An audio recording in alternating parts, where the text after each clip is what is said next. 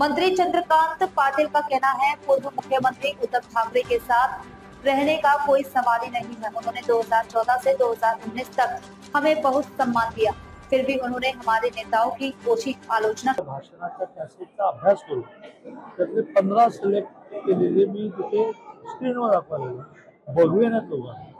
त्याच्यामध्ये एका जळगावच्या सोयीमध्ये याच उद्धवजीने 3-3, 4-4, 5-5 वेळा टरबुजा काय करा 14 ते 19 तुम्हाला काय रिस्पेक्ट दिला नाही?